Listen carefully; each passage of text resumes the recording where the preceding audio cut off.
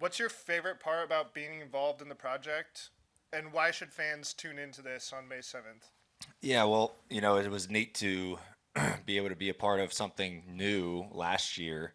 Um, and I credit Netflix and John and everybody for wanting to come back and do it again and, refine the things that, you learn a lot about what we could do better the first one or what worked that we can do again.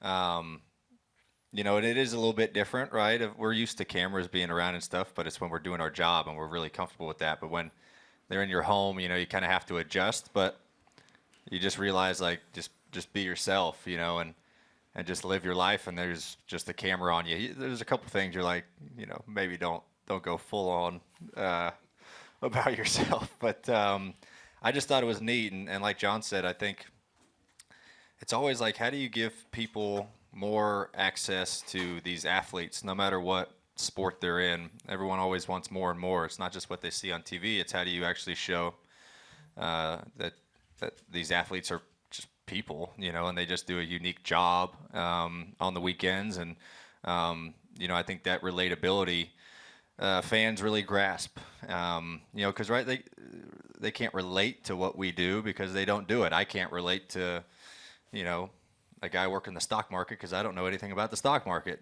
So that would be a fun documentary to do. It's following those folks around, but I think it just that relatability. It's like, oh, this person likes the same interests as me. These people are just everyday people, and just on the weekends we do a fun job. But I thought it was a blast. I think the favorite moments was. Obviously, I enjoy filming with Gianna. Just kind of showing our lives and just our relationship together is always fun. And like John said, they went with her to try on her dress, which was neat. They got to see the dress before I did, which was interesting, which was crazy. But yeah, it was a blast, and I honestly I opened up a lot. I opened up even more than what I did in season one, just because I really enjoyed the project, and I thought it had it was a great idea to do. And I think after season one, it's like, okay, this is really great. People enjoy it. The film crew is awesome, and let's open ourselves up even more and give a little bit more access. So that was always a fun time.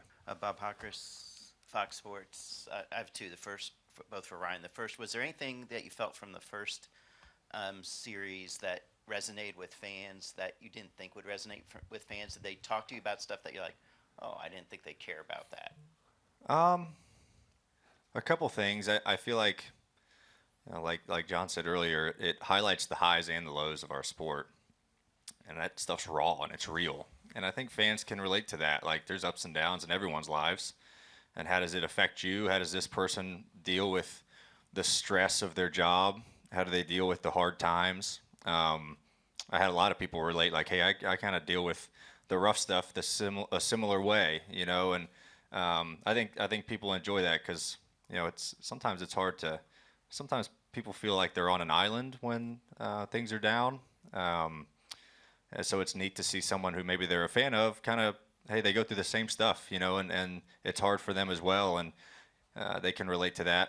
And also, I get more people than ever when Gianna said, "Be Ryan F and Blaney," that come up to me, and that's like their catchphrase now. It's their quote, and so that part's pretty funny. I can't believe that stuck. She was mortified when they caught that on camera, but she's kind of taking it now. But yeah, I feel like it's definitely been relatable to people, and I think those are kind of the two big things that, especially the first one, that I get people that talk to me about a lot.